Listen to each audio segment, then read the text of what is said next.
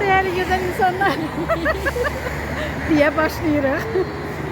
Neyse ben səhər evdən çıxanda çəkmədim, bu ara indi çəkim. YouTube'a koysam problem olmuyordu. Olabilir. Olabilir. İhtimal Özümü var. çekim. Tamam, özümü çekim. Ne güzel. Hə, belə güzel insanlar çörək almağa da ilə evdən çıxıb Mingəçevirə gəlmişəm. Deməli bir online tanıdığım, online təlimlərdən tanıdığım gözəl bir insan. Bilmirəm valla öz yaxınım qədər yaxın hiss elədim və görmək istədim, görüşmək istədim və təvafüq deyək. Röya müəllim ad günüymüş. Sabah ad günü deyirəm. Aha, ad günüymüş və mənim gəlişim ona bir hədiyyə oldu.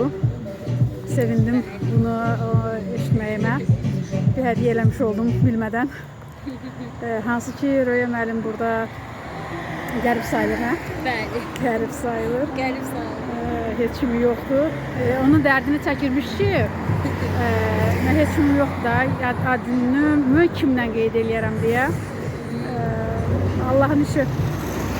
Mən gəlmək istədim, içimə doğdu və durdum, gəldim. Belə gəzirik Mingəçevirin küçələrini heç tanımırıq, heç birimiz tanımırıq. Elə gedirik, ayağımızı ara başımızda ora. Bənövşəyə Yasəmən, ilk dəfə mən Bənövşəyə Yasəmən görürəm. Röya müəllim də biologiya müəllimi olmağına baxmayaraq ilk dəfə ağ Yasəmən görəndə şoka düşübmüş. Elə səhər demirəm, şagirdim deyirmiş, bizdə bunun Bənövşəyəsi var Yasəmənin. İçimdən keçirmişdim ki, Bənövşəyə Yasəmən olur. Olurmuş. Alıram. Lak, rəhli laklar alıram ki, evdə oynasın da, özünün sinfisini oynasın. Ama məktəbə yəqin qoymazlar ha. Yox, məktəbə bundan məktəb ciddidir. Ümumiyyətlə məktəbə qoymurlar.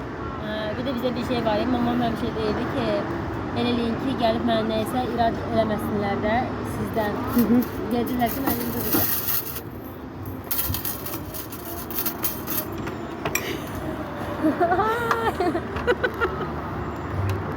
Ay çok sağ olun. Ay, çok güzel.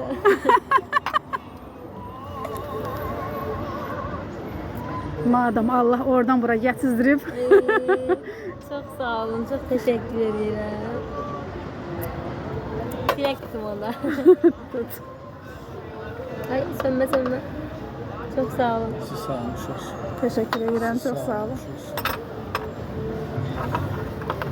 Ay tut. çok sağ olun. Nerede çekirdiniz? Tamam, direkt tuttum. Tut.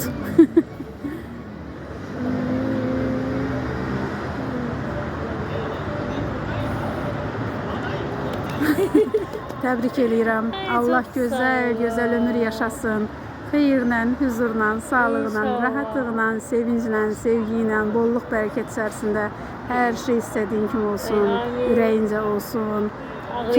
Gələn ömrün, keçən ömründən gözəl olsun, çox gözəl olsun. Sağ olun. Neçə, 25 yaş? Mən də 24 yaşım var. Çox fərqimiz yoxdur. Yubiley, bu da məndən sənə sürpriz xatir olsun. Ay, çok sağ olun müəllimə. Neyse çəkirdiniz, həqiqətən çox sevindirdi. Bir qəribə oldum. Çox sağ olun. Çox xoş oldu. Təşəkkür edirəm, var olasan. Məni qonaq kimi qəbul elədin.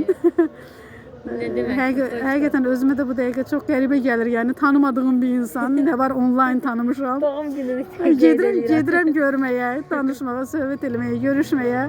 Və bunun sənin ad günü və təsadüf eləməsi çox qəribə gəldi mənə yəni.